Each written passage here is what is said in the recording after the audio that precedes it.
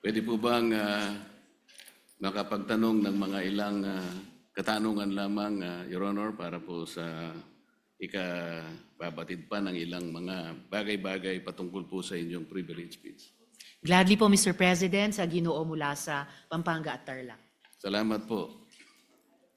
Nung nakaraang linggo po, Mr. President, ako po ay inimbitahan ng bagong ambassador ng China doon po sa kanilang embassy na parang residente rin dito sa Makati. Ako naman po ay nagpa-unlock sapagkat ipinadala po nila yung invitation sa akin.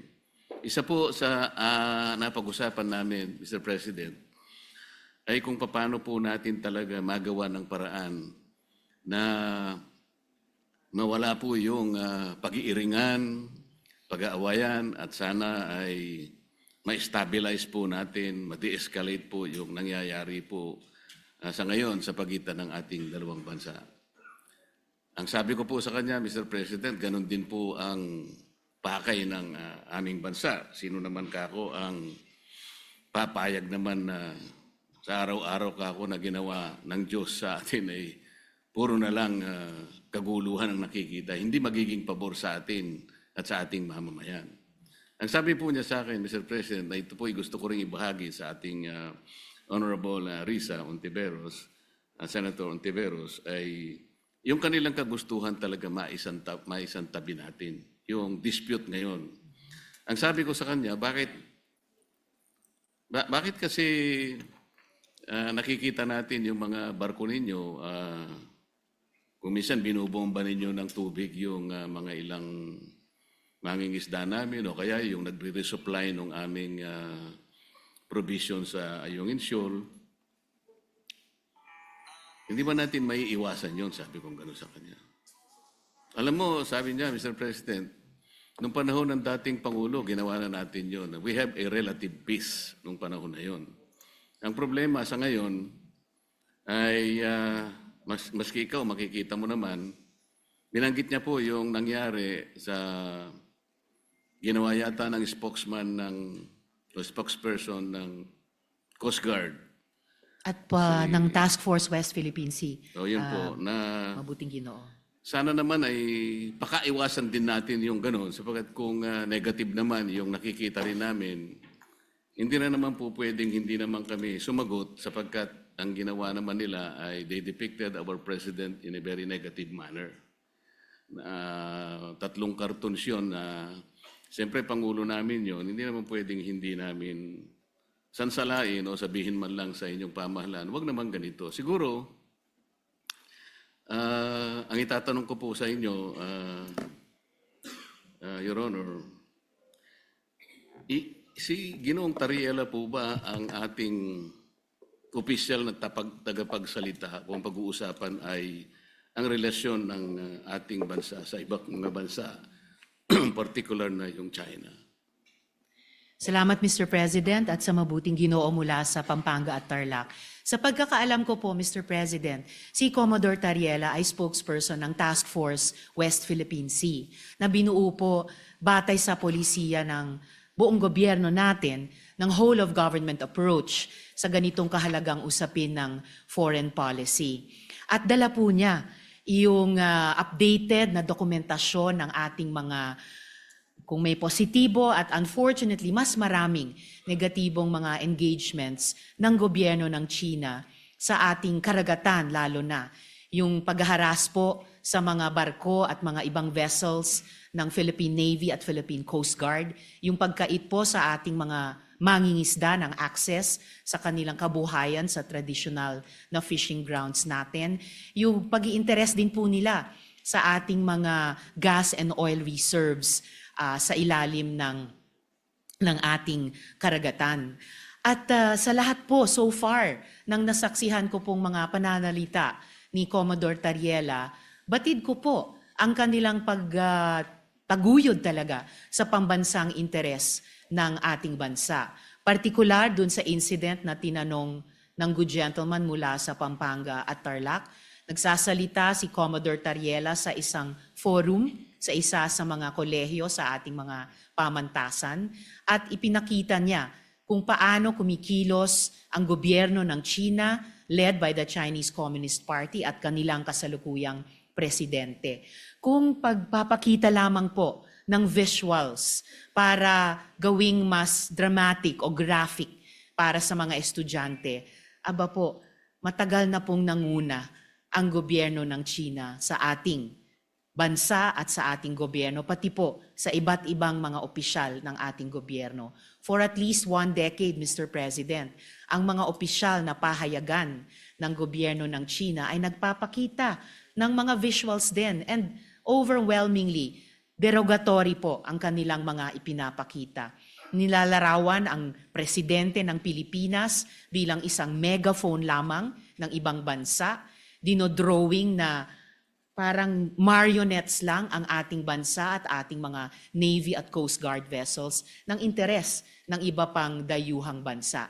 Wala pong ipinapakitang respeto at tahasang pambabastos sa ating gobyerno. So, dun sa idinaing ni Ambassador sa good gentleman mula sa Pampanga at Tarlac, di hamak na mas maraming dapat iwasto sa kanilang pakikitungo sa atin, hindi lamang sa karagatan, dun sa maraming insidenteng nabanggit na, kundi pati sa paglalarawan, literally and figuratively, sa ating gobyerno at ating bansa kapag nagsusumikap tayong magtahak ng isang independent at interdependent foreign policy, Mr. President. Salamat po sa inyong kasagutan, Mr. President. Alam ko po na si Jay Tariela ay siyang tagapanguna ng Transparency Initiative sa ilalim po ng National Security Council ng ating bansa.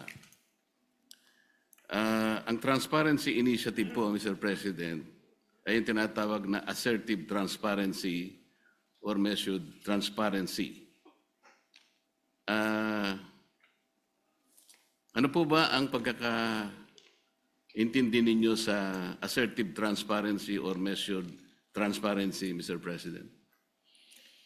Sa pagkaintindi ko po, Mr. President, ang assertive transparency ay ibig sabihin, isa sa publiko, lahat ng mga importanteng engagement sa pagitan ng ating bansa at iba pang mga bansa, lalo na sa loob ng ating teritoryo. At particular dito, sa ating dynamic sa gobyerno ng China, ibig sabihin ay hindi magiging mahiyain ang ating gobyerno upang sabihin kapag nga may ganyang mga insidente tulad ng nagbunga ng pagkaputol ng daliri ng isang uniformed personnel natin, yung pansamantalang pagbulag at pagdinig sa ating mga personnel dahil gumagamit ng high-frequency radar o mga laser lights. At pati po yung, gaya ng nabanggit na rin ng good gentleman mula sa Tarlac at Pampanga, yung pagkait na makaresupply tayo ng maayos sa ating mga personnel sa mga lugar sa loob ng ating karagatan at teritoryo. Na hindi tayo o hindi ang gobyerno magiging mahiyain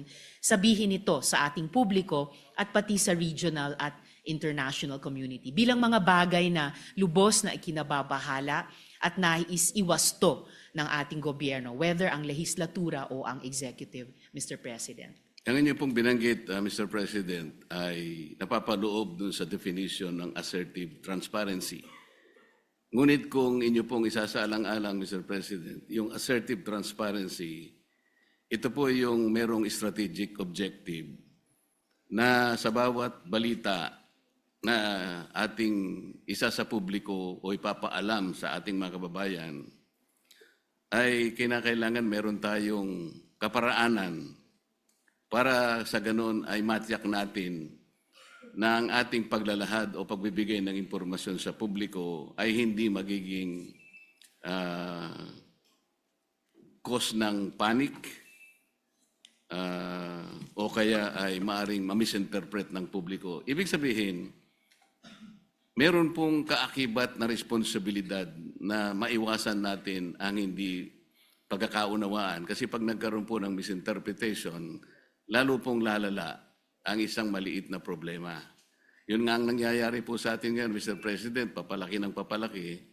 Siguro kung pakakaiwasan pa natin yung mga bagay-bagay, lalong-lalo na sa pagsasalita ni spokesperson Tariela, imbes na po siguro papaliit ang ating problema, baka lalong lumalaki. May kasabihan po kasi tayo, Mr. President, na ang pagkakamali ay hindi may tutuwid ng isa pang pagkakamali. Maaring sabihin natin, may mali ang China. Ngunit, kung halimbawa sa kanyang paghahayag ng mga bagay-bagay na maaring malaman ng publiko tungkol sa mga inaakala nating pagkakamali o ginagawa nilang mali sa West Philippine Sea, siguro yun ay ipaalam natin sa paraan na hindi tayo makakagawa siguro ng lalo pang mas malaking pagkakamali na katulad po ng ginawa niya. Kailangan po bang gumamit pa siya ng mga cartoon caricatures para ipakita niya ang Pangulo ng China sa isang negative at isang nakakahiyang mga pamamaraan. Alam po ninyo, Mr. President, dito sa ating tinatawag na West Philippine Sea na kinukuwenta nga nila yan, ito'y halos equivalent ng ating exclusive economic zone.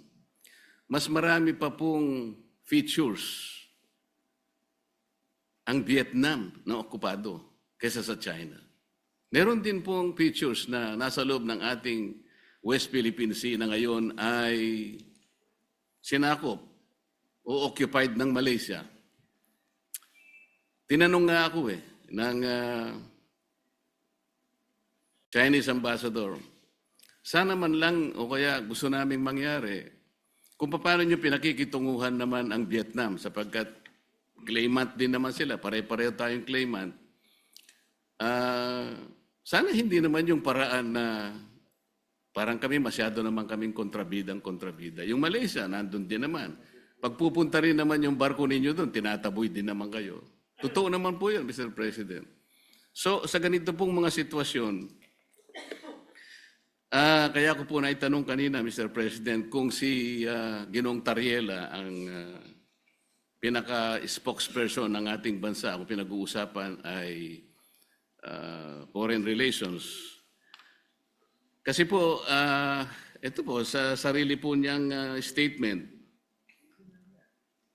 doon sa kanyang panel discussion organized by Strat-based ADR Institute, ganito po yung sinasabi nila, Mr. President. Not every event in the West Philippine Sea is openly released to the public. The info must first go through the Information Working Group. Ito po ay kinabibilangan ng mga sumusunod, Mr. President. DND, AFP, DFA, DOJ, National Security Council, at saka yung PCG, yung Philippine Coast Guard. Ito po yung National Task Force sa West Philippine Sea.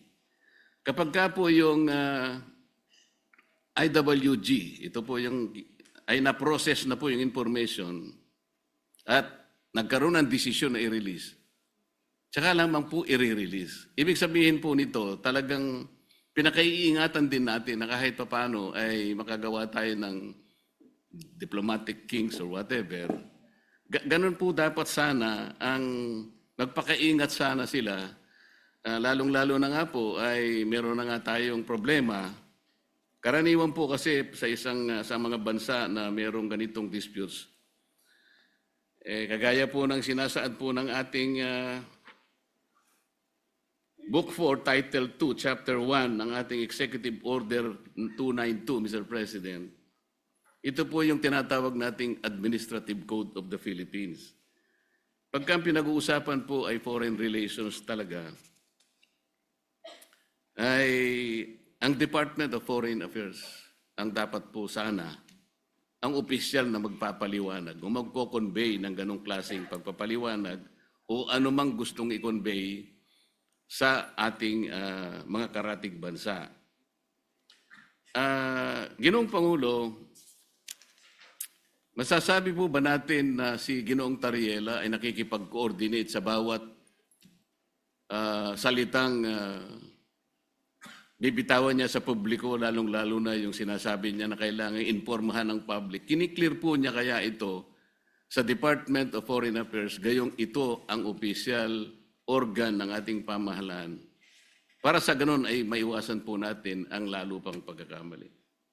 Sa tingin ko po, Mr. President, dahil meron tayong pong presumption of regularity, lalo na sa pagitan ng lehislatura at saka ng executive, opo, nananalig ako na nagko-coordinate si Commodore Tariela, nagko-coordinate ang buong National Task Force on the West Philippine Sea sa lahat ng mga departamento na bumubuo at gumagabay sa kanila, lalo na ang Department of Foreign Affairs. At bilang miyembro ng lehislatura, hindi po ako makikialam kung ano ba ang mga dynamics nila or kung maganda ba or hindi maganda ang kanilang working relationship on any one day or the other. Basta para sa akin po, bilang isang mambabatas, meron akong presumption of regularity dun sa paghilos ng buong National Task Force on the West Philippine Sea, and in this particular case, lalo na kay Commodore Tariela. And i-shift po natin o lakihan po natin yung magnifying glass na meron po tayo ngayon. Ang problema po ay hindi kay Commodore Tariela. Ang problema talaga ay sa kondukta ng Chinese government sa kasalukuyang dynamics. Kung sumasakit ang loob nila dahil ayon sa kanila masyado naman silang kontrabida. I'm sorry, in this particular case, sila talaga ang pinaka-kontrabida. Hindi po nila pwedeng sabihin na mas marami namang ino-occupy ang Vietnam, may mga kasalanan din ng Malaysia. Opo, alam natin may iba't ibang claimant country sa buong South China Sea at yung iba ay kumbaga karibal din natin sa mga claims natin bilang Pilipinas. Pero hindi naman ina-attack ng Vietnamese Navy ang Navy at Coast Guard natin. Hindi naman dinedenay ng Malaysia ang mga mangingisdang Pilipino makapangisda sa sarili po nating karagatan. At I beg to disagree, Mr. President, with all due respect sa Ginoo mula sa Pampanga at Tarlac. Ang pinag-uusapan po natin at ang pinagmumulan nitong mga malalim na pagkabahala natin, hindi po ito maliit na problema. Napakalaking problema po nito. Isa sa malaking problema natin sa ngayon. At ayaw nating magpanic, ayaw nating mag-misinterpret. Pero saan ba nagsisimula ang maaring ikatakot? Saan ba nagsisimula ang hindi lang maaring, kundi nagigit talagang pagmumulan ng hindi pagkakaintindi?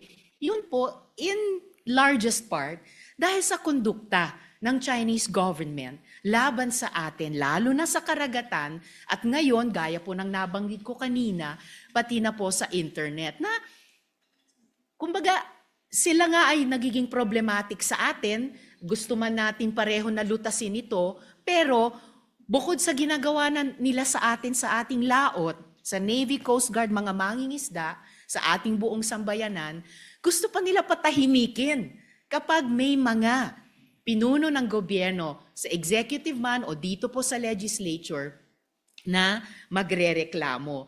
Ang tawag ko po dyan, Mr. President, sa ugali ng Chinese government, gaslighting. Sila na nga ang gumagawa ng mali, mamasamain pa nila kapag pinuna ng ating panig, ng ating gobyerno, tayo pa ang may kasalanan at sila pa ngayon ang biktima. Classic gaslighting behavior po yun. Napaka-negative na psychology yan kung sa individual na tao po or kung sa interpersonal na mga relasyon. And dapat huwag gagawin yan, huwag gagamitin yung ganyang cheap tactic nila, lalo na po sa foreign relations. Lalo na kung totoong gusto nilang lutasin natin ng maayos ang hindi maliit, kundi napakalaking problema nito, Mr. President. Mr. President, sa tanong ko po kanina kung ikinukonsulta ni Ginoong Tariela sa DFA ang kanyang mga ginagawa at pagpapahayag sa publiko, at ang sinagot po ay siguro naman po, maaari sapagkat yung pong presumption of regularity. Alam po ninyo, nakausap ko ang Secretary of the Department of Foreign Affairs. Hindi po siya nakikipagkonsulta. Sa totoo lang, sa tansya ko po, nung nag-uusap kami, ayaw din po ng DFA yung ginagawa ni Ginoong Tariela. Nahihirapan nga po sila. Yun ang pagkakasabi sa akin. Dahil imbes na makatulong sa kanilang gawain at sa kanilang responsibilidad na panatilihin natin, yung gawin ba nating kahit na medyo mahirap. Ang sabi ko nga sa Chinese Ambassador, Mr. President, alam kong mahirap ang kalagayan natin. Pero kung papayag ka na, ikaw baka ako naniniwala na pwede tayo magsimula na ang lahat ng isipin natin, lahat ng gawin natin ay mga bagay na pwede natin pagkaintindihan. Pwede tayong magkasundo. Doon tayo mauna. Iyon ba naniniwala ka? Naniniwala po sila, Mr. President. Kapag nagsimula tayo sa mga bagay na pwede natin pagkasunduan, halimbawa, sabi ko, yun na lamang ka akong mga isda. Alam ko, ako, ang isda. Walang may-ari niyan. Common yan eh. Yan pwede natin pag-umpisahan sa pamagitan ng traditional fishing rights. Sapagkat yung prinsipyo niyan, sabi kong ganyan, although it is covered by international law, hindi ka ako pinag-uusapan dyan ng teritoryo. Kasi kapag ka ang pag-uusapan, napunta na sa teritoryo, problematic na eh. Pero pag-usapan muna natin ang mga isda. Sabi ko sa kanya, Sir President, nagawa ninyo sa Vietnam, nagkaroon kayo ng gulo dyan. Pero bakit nyo nagawa? Nagkaroon kayo ng agreement na partisyon yung isang sukat ng karagatan doon sa Tonkin Gulf sa Vietnam. Nakagawa rin kayo ng ganyang klaseng pag-uusap at kontrata sa pagitan ng inyong bansa at ng Vietnam. Tungkol sa isda rin. At kahit maigting ang labanan ninyo sa pagitan ng, ng Japan at ang bansa ninyo, nagawa nyo rin sa Japan. Ibig ko sabihin, meron tatlong pangyayari dito sa panig ng ating mundo na nagawa nating ayusin kahit isda lang ang pinag-umpisahan natin. Hindi ba natin pwedeng gawin dito sa ating bansa? Sabi niya, pwede. Kaya lang, pakaiwasan naman natin itong ganito kasi, sabi niya. Kami naman nakahanda naman kami. At alam ko, Mr. President, nabasa ko sa dyaryo kaninang umaga, 17 yata sa ating mga fishermen ang kanilang sinalba. Mga bagay na pwede naman nating pasalamatan din sila. Kasi po kung ako po, ayoko din ang ginagawa nila. At sinabi ko rin naman sa kanya ng harapan. Bilang Pilipino, sabi ko, masakit naman ka kung makita ko yung aming mga mangisda na talagang kinakanyon yun ng tubig. Naintindihan naman namin yun, sabi niya. Kaya ang gusto namin, makagawa tayo ng mapag-umpisahan natin. Ngayon, kung halimbawa si Commodore Tariela, habang nag-uusap tayo, nagpapakita ng ganitong mga memes at saka yung mga caricatures na negatibo, Mr. President, hindi po nakakatulong eh. So ano po ba yung ating moving forward?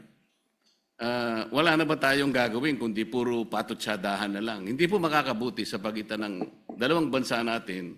Kaya lang naman po ako tumayo para imungkahi ang ilang bagay-bagay sana na makakatulong. Maaring mahirap po sa umpisa.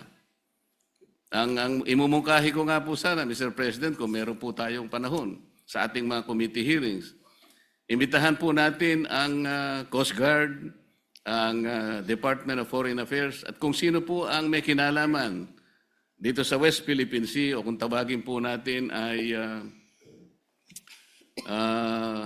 Exclusive Economic Zone, sa pagitan ng napaloob po sa South China Sea.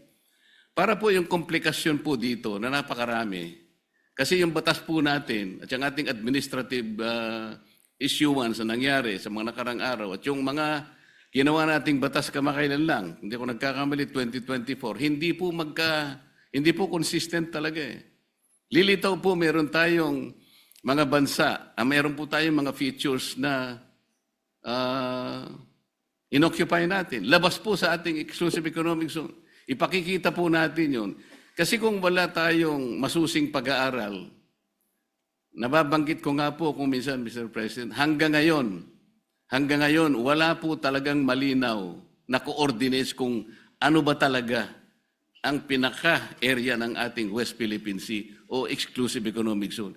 Siguro magsimula po tayo doon kasi yung iba, misinformation na po yung lumalabas eh. Napaka-komplikado po nito kung pag-uusapan po natin yung mga features na yan at kung ang magiging centerpiece po ng ating foreign policy, ipag-awayin na lang natin ang mga bato sa South China Sea. palagay ko po nalilihis po tayo. May malaki po sigurong mga dapat pag-usapan at napakalaki ng China, napakamayaman ng ekonomiya ng bansa na pwede po natin sigurong maging siguro kakampi sa mga darating pong mga panahon kung maisasantabi po natin ang mga sigalot na namamayani sa ating bansa. Maraming salamat po, Mr. President. Maraming salamat po sa ating Senator Risa sa pagkakataong ibinigay po sa inyong lingkod. Salamat po. Salamat po, Mr. President, at sa mabuting Ginoo mula sa Pampanga and Tarlac. Pwede ba nating maging kakapi ang China? In principle, bakit hindi? Pero pwede ba nating maging kakampi ang China kung ipagpapatuloy niya ang pinaggagawan niya sa ating karagatan, sa internet, at nagsimula na siya, laban na sa mga opisyal ng ating gobyerno, both sa executive at sa legislature.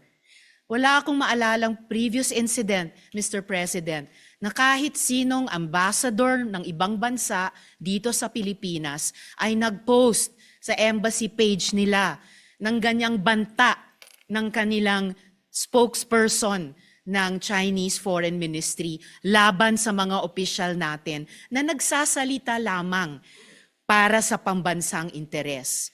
Pati kay Senator Erwin, meron na po silang post na Mr. Senator. Bukod kina Commodore Tariela, Senator Kiko, Representatives Chel at Laila, at sa akin din po. Pwedeng maging kakampi kapag itinigil yung ganyang mga gawi ng isang hindi kakampi. Mga gawi ng isang hindi kaibigan. Pwedeng maging kakampi. Hindi simpleng isa-isang tabi yung sigalot na sabi nila tayo ang may kagagawan, na kapag nagreklamo tayo, tumutol tayo sa kanilang maling gawi sa ating Navy, Coast Guard, mangingisda, bayan, sasabihin nila, masyado naman kayo isa-isang tabi niyo yan. Hindi po.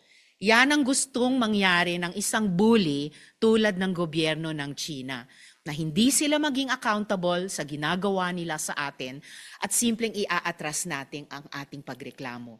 Wala pong bully, whether sa playground o sa rehiyon o sa mundo, na nagrespeto sa binubuli niya, liban kung tumindig ang binubuli niya. At yan po ang ginagawa ng ating bayan, yan po ang ginagawa ng ating mga opisyal na ngayon nilalait-lait po ng Chinese government at ng embahada pa nila dito.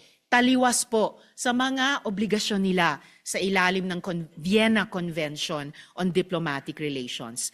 And again, Mr. President, in closing, I would like to take strong exception. Hindi po patutsada. Hindi po patutsada ang ginagawa ni Commodore Tariela. Hindi po patutsada ang ginagawa ni na Senator Kiko, Senator Erwin, Representative Chel, Representative Laila, ako at dumadami pang mga Pilipino. Hindi po patutsada lang yan, Mr. President. Yan po ay seryoso at marubdob at sa kaso ni Commodore Tariela matagal nang pagtutol sa maling pagtrato sa atin ng ibang gobyerno at pagtaguyod po sa interes ng ating bayan. So, maraming salamat po, Mr. President, at salamat muli sa mabuting Ginoo mula sa Pampanga at Tarlac, at naway narinig po pati ng ating lahat ng ating mga kababayan na patuloy po tayo maging mapagmatsyag at malinaw ang mga tenga at isip natin kapag nakakasaga po tayo at mukhang palawak ng palawak at patindi ng patindi ang ganyang disinformation o tahasang pagbabaluktot ng Chinese government o embahada nila dito sa Pilipinas sa mga totoong nangyari. Dahil saan po tayo magbabatay sa conflict resolution at saan po tayo babatay sa tunay na pagkakaibigan kung sakali, kung hindi sa katotohanan at katotohanan lamang. Salamat po, Mr. President. Okay, Majority Leader. Thank you very much, Mr. President.